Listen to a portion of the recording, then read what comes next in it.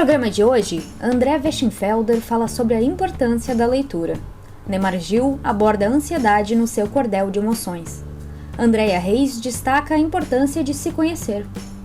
Em clima de Dia dos Namorados, Gabriela Marques fala sobre a importância da comunicação em um relacionamento. E Luiz Matheus Pacheco, em um TBT NAP, fala sobre amor e ciúmes. Olá! Hoje eu vou conversar um pouquinho sobre relacionamentos.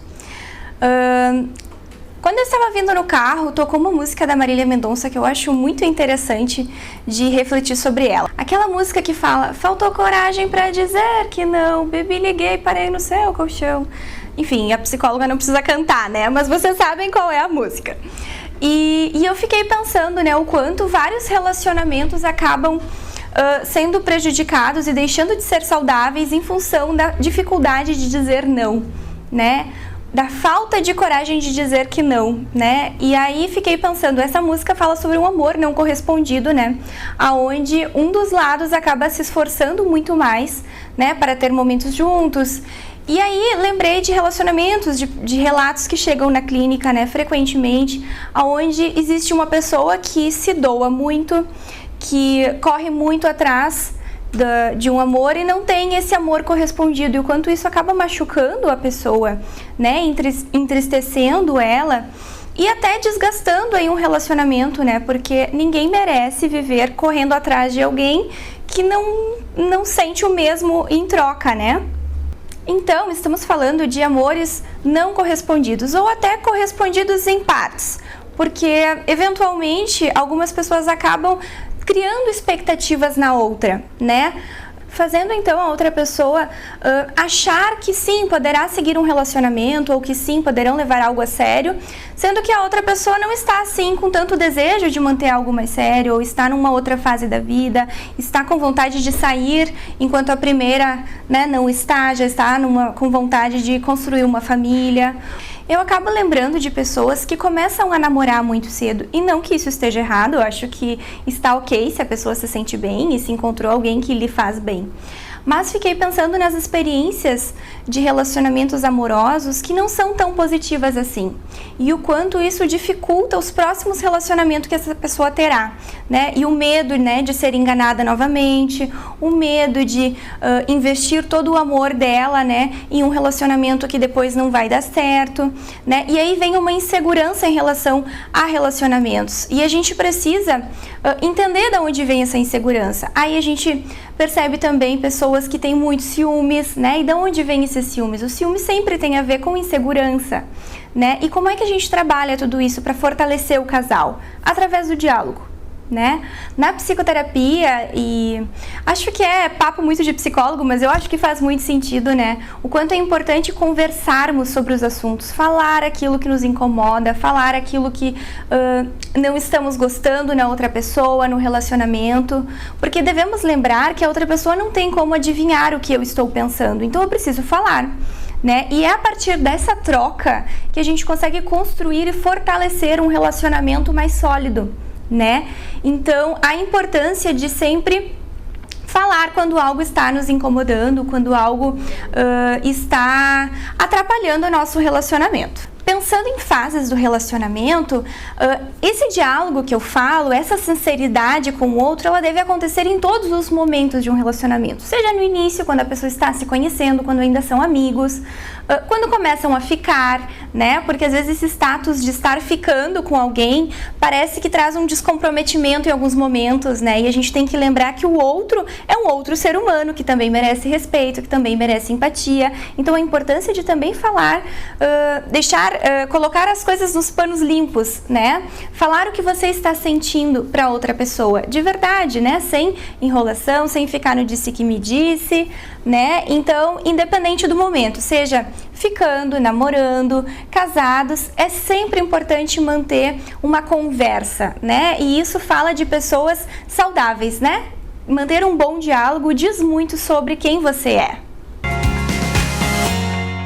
Você sabia que a leitura é uma ótima ferramenta para estimulação cognitiva? Além também de ajudar muito a nossa saúde mental como um todo, pode ser uma leitura de livros, revistas, blogs ou até mesmo da rede social. as leituras acabam despertando diversos processos cognitivos do nosso cérebro, além também de ajudar nas questões emocionais e simbólicas, né? Alguns processos, por exemplo, a memória de trabalho, que é conseguir armazenar diversas informações e evocar elas num curto período de tempo. Também processamento visual, né, de a gente conseguir refinar a nossa visão para entender diferentes tipos de letra e decodificar essas informações. O processamento fonológico também, que é conseguir dar o som àquela letra visual que a gente está lendo, né? E conseguir também formar palavras com aquilo. A gente lê em voz alta na nossa mente. A memória semântica também geralmente está envolvida, né? Porque a gente dá significado às palavras, às letras. E a memória semântica é justamente isso, é o nosso vocabulário, faz parte do nosso vocabulário, né? E entre outras funções também que a gente acaba se utilizando, né? Outros processos cognitivos. Além disso, tem as questões simbólicas, né? Aquela leitura que a gente faz, aquela palavra que tem aquele significado todo especial e acaba mexendo com a nossa emoção e a gente consegue entender aquele contexto por conta daquela emoção. Sabendo disso, é interessante se pensar que quanto mais a gente lê, mais a gente está refinando esses processos, mais a gente está aprimorando esses processos, porque a gente vai exercitando isso e vai automatizando todas essas questões. E também esse tipo de leitura, quando a gente lê um livro, por exemplo, a gente consegue ver diferentes perspectivas a respeito de alguma situação.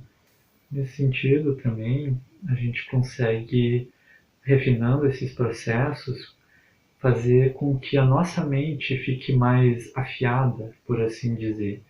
Então a gente consegue aprimorar isso e prevenir possíveis déficits futuros, né, que a gente possa vir a ter. Mas sempre é uma questão de exercício. Mas é interessante se pensar que quanto mais a gente está lendo, mais a gente está exercitando isso, mais a gente está prevenindo que o nosso sistema cognitivo tenha algum tipo de problema, e também a gente consegue enxergar de uma forma diferente outras maneiras de enxergar a realidade, né? Então a leitura ela acaba abarcando todas essas características inerentes ao ser humano. Então é interessante, quando se pega um livro, analisar que isso é um processo evolutivo que acaba beneficiando muito o ser humano como um todo. Espero que todos tenham uma ótima leitura. E aí, tudo bom? Seguindo no nosso cordel das emoções, hoje a gente vai falar, ansiedade, certo? Até porque há que se dizer de todo modo que não se trata de um sentimento, nem tampouco de um mero lamento. Eu mesmo muitas vezes não me aguento. E logo percebo que parado não fico e que com isso me desacomodo. É difícil até a simples tarefa de esperar. Tu espera esperando e o tempo vai passando. A mão começa suando, o corpo enrijece e as pernas ficam trepidando inquietas, só por aguardar. O pensamento logo se entorpece, a cabeça se enche, a paciência, essa esquece. O sintoma logo aparece e o ar se perde, porque o corpo entra mesmo em estresse. Uns dizem que o mal é da idade, eu discordo. O mal mesmo é a ansiedade. Valeu e até o próximo cordel aí das emoções, certo?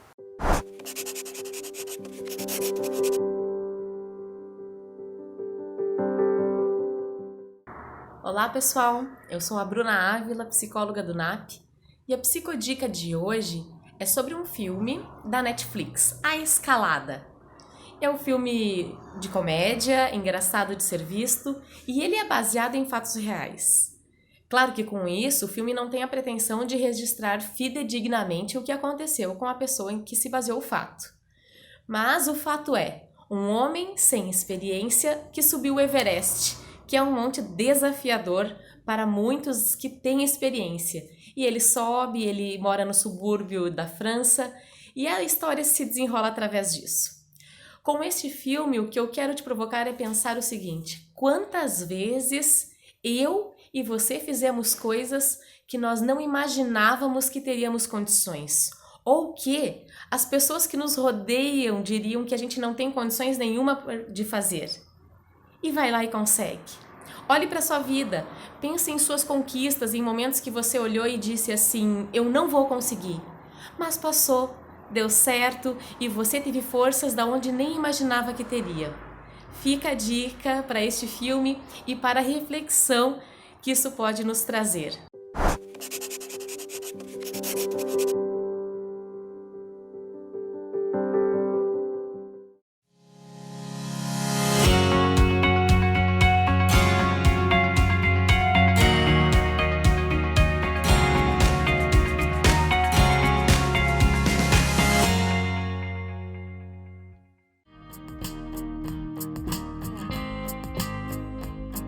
O cuidado com a saúde, tanto física quanto emocional, neste momento é essencial. Por isso, em tempos de prevenção, permita também a renovação. No NAP, trabalhamos com uma grande equipe de profissionais da psicologia, que hoje atendem tanto na modalidade presencial, com medidas de segurança, quanto online. Entre em contato conosco para saber mais sobre os nossos serviços e atendimentos. Estamos esperando por você!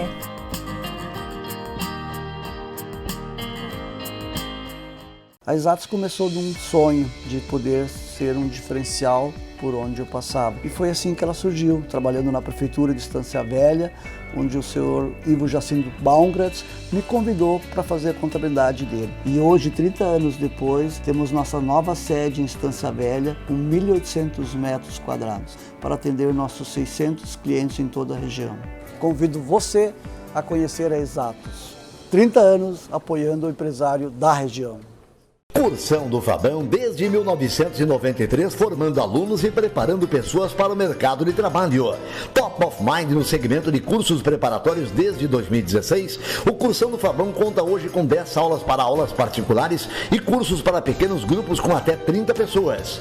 Há 25 anos preparando para a prova do Liberato, também oferece cursos para o Enem, vestibular e concursos públicos. Tudo em um ambiente moderno e acolhedor com os mais qualificados profissionais. O NAP, Núcleo de Atendimento Psicológico, é um serviço voltado para a psicologia e também para as áreas de quiropraxia, nutrição, terapia ocupacional, psiquiatria, psicopedagogia, palestras e cursos com profissionais capacitados e diferentes estilos de atendimento, pois cada um de nossos pacientes é único e merece ser tratado dessa forma. Aqui você encontra os mais modernos tratamentos que o mercado oferece, uma plataforma inovadora de realidade virtual para fobias, ansiedades e transtornos. O NAP oferece ainda convênio para empresas e o Clínica Escola.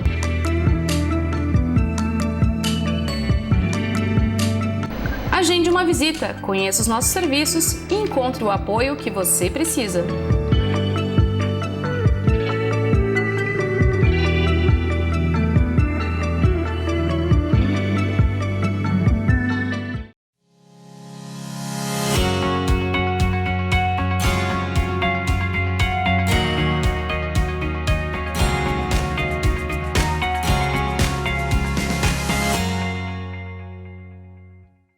Olá, eu venho há tempo comentando no Insta a respeito do fique contigo mesmo, conhece-te a ti mesmo e assim vai.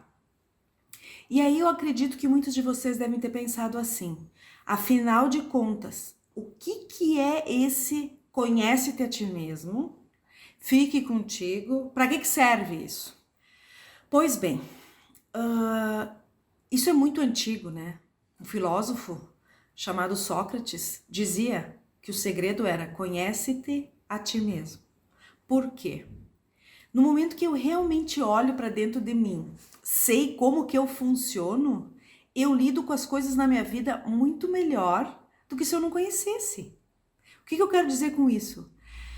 Se eu sei que determinado lugar ou determinada situação me angustia, eu já não vou ir naquele lugar, eu já não vou me deixar levar naquela situação. Quando eu começo a fazer esse exercício, eu começo a me dar conta realmente de como que eu ajo diante das coisas. E que coisa boa eu saber disso para poder me proteger. Então a ideia do se conhecer é saber que se eu continuar discutindo, eu vou acabar ficando muito agressivo. Então eu me conheço, então eu vou frear a discussão. Entendeu qual é o esquema? Então assim, ó, a importância de se conhecer é para se proteger, é para que a gente consiga entender o nosso funcionamento e lidar contra ele. Tenta fazer essa experiência. E quanto mais tu vai fazendo isso, tu vai entendendo cada ação tua, tu vai entendendo. Vale a tentativa, não vale? Amar é dar o que não se tem a quem não o é. Essa frase emblemática do psicanalista francês Jacques Lacan condensa em si elementos importantes para que a gente possa pensar e entender o amor em seus diversos elementos. Convido vocês para a gente pensar, antes de explicar essa frase, na física, uma estrutura chamada o Triângulo do Fogo. O Triângulo do Fogo ele é composto por 3 elementos. O primeiro deles é um comburente, ou seja, é um material, por exemplo, madeira, que vai reagir e vai ocasionar o fogo. O segundo deles, necessário para que essa reação ocorra, é o combustível. O combustível é o oxigênio, é o ar que necessita para a queima. E o terceiro, extremamente importante, é uma fonte de calor. Somente assim a gente tem uma chama que vai se manter acesa. O amor, da mesma forma, necessita de 3 elementos também, para que ele possa se manter aceso. Primeiramente, o amor precisa de um elemento de estabilidade, assim como a pirâmide do fogo. Ele precisa de um elemento que corresponda ao comburente, ou seja, uma segurança, um elemento que vai manter a energia e vai proporcionar uma queima ao longo do tempo. O segundo elemento, que corresponderia então ao nosso oxigênio, seria o espaço. O amor, nesse sentido, ele é até mesmo paradoxal, composto por forças opostas. De um lado, a necessidade e o desejo de estar próximo, do outro, o contrário, a necessidade de distância. O amor, ele exige distância. Se você tem nessa estrutura demasiado comburente, muita madeira, né? E você tem pouca fonte de oxigênio, o que vai acontecer? Você vai colocar fogo, o fogo vai pegar, mas ele vai durar muito pouco tempo. A queima vai ser rápida, ele vai sufocar. Assim são algumas relações também, né? Enfim, onde o desejo de se aproximar é grande demais, né? Enfim, 2 se tornam 1, se fundem, um sufoca o outro. E acaba que nessa relação, algo de extrema importância apaga. O fogo, correspondente ao desejo. O desejo, ele precisa também de espaço. Somente com esse com ar, né? Enfim, com a possibilidade de cada um sim poder ter algo em comum, mas poder também conservar uma parte de si mesmo na distância, é que ele vai poder de fato arder, né? Enfim, de fato ter essa chama. E a gente chega então no nosso terceiro elemento. O terceiro elemento seria, na pirâmide, uma fonte de calor. Nas relações, esse elemento ele é composto pelo atrito. Sim, porque o amor ele é de fato composto por 2 forças completamente opostas. O desejo de se aproximar e também o desejo de se afastar. O desejo de se tornar um com o outro, mas também o desejo de manter a própria individualidade. Desde que as 2 forças opostas a estas estejam em equilíbrio, o terceiro é garantido, né? Ele não se precisa trabalhar em cima. Entretanto, vale salientar também que caso o elemento do atrito seja também exagerado, o que vai ocorrer, sim, será uma queima muito intensa. Então eu retomo com vocês.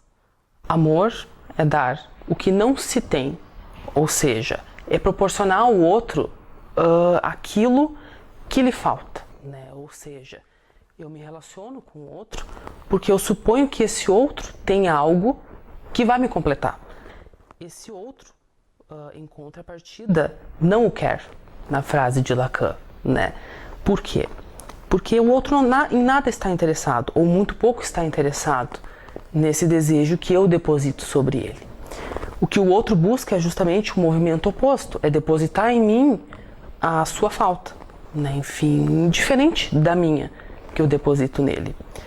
Entretanto, se esse outro aceita, se ele acata ser aquilo que me falta, o que ocorre é um efeito de um certo apagamento, porque temos então na relação um outro que não é mais si mesmo, que é algo guiado por aquilo que quem dita é o primeiro.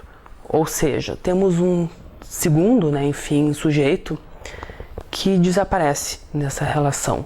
Então, a mensagem que eu deixo para vocês é justamente a seguinte: o amor, ele necessita de elementos diferentes dele mesmo. O amor raramente existe numa forma pura, muito mais na nossa imaginação do que de fato na realidade. Poder suportar o afastamento do outro na relação, sim, é difícil. Causa trabalho, sofrimento. Entretanto, é justamente a possibilidade de suportar esse afastamento, cada vez mais difícil na nossa cultura, que possibilita de fato a manutenção do amor. O ciúme dentro do amor, ele sim de fato pode existir como uma forma patológica, como um desejo de se apoderar do outro completamente, de não suportar a falta, né? Enfim, aquilo que eu não conheço no outro, de não tolerar esse elemento terceiro, que é o elemento do mistério, daquilo que eu não conheço e que eu não controlo. Por outro lado, o ciúme nem sempre é um vilão. O ciúme, essa emoção que a gente costuma pintar de preto ou preto e branco, enfim, costuma associar como algo negativo, pode também vir a ser algo extremamente positivo, inclusive vital para a manutenção de um relacionamento. À medida que, quando ele é saudável do ponto de vista controlado, digamos assim, ele possibilita supor no outro algo a mais que eu não conheço. Supor que esse outro tem um valor, que esse outro também pode sim vir a ser desejado por outros. Logo, talvez exista algo nele que é bom, né? Enfim, algo que eu também posso vir a desejar. Nesse sentido, o ciúme ele vem como um espaço, como uma forma de oxigenação para essa relação e possibilita sim a manutenção do desejo, possibilita uma queima desse fogo, dessa chama que a gente vem analisando por muito mais tempo, possibilita que essa relação se mantenha saudável.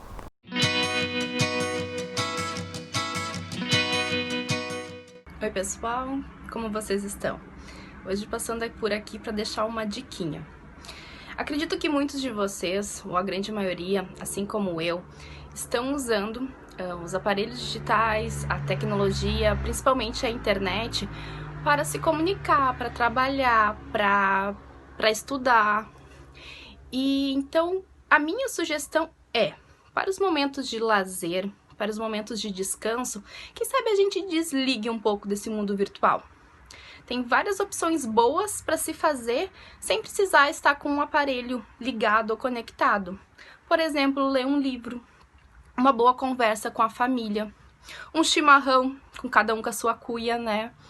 Algum jogo de tabuleiro também entre a família. Enfim, acredito que vocês são criativos também e vão conseguir. Um grande beijo, usem máscaras e lavem as mãos. Olá, como você está? Como que estão os sentimentos aí dentro desse coração, aí dentro dessa cabeça, diante de tantas coisas que temos vivido? Muitas vezes nós sabemos tudo o que acontece na política, no futebol, com os amigos, nas redes sociais, mas o que está lá dentro do nosso coração nem sempre temos o discernimento. Fica a dica, fica o convite, olhe para dentro de si também. Tudo bem, pessoal? Hoje a minha dica para a gente poder lidar com o isolamento social que a gente está vivendo aí por conta do nosso cotidiano é poder manter o nosso o contato com os amigos que a gente deixou de ter por conta desse isolamento, né? Nossos amigos de trabalho, nossos amigos do dia a dia, enfim, aquela conversa na hora do almoço, na hora do intervalo ou até mesmo no final de tarde com um bom chimarrão.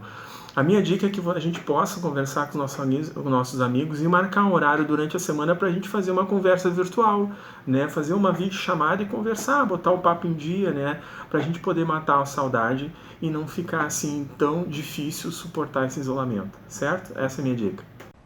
Oi, gente, passando para dar uma super dica aí de um filme que vocês podem estar assistindo na Netflix durante esse período de quarentena, que ele é super leve, super alto astral e nos faz refletir sobre muitas questões como a terceira idade, que é aquele filme O Estagiário.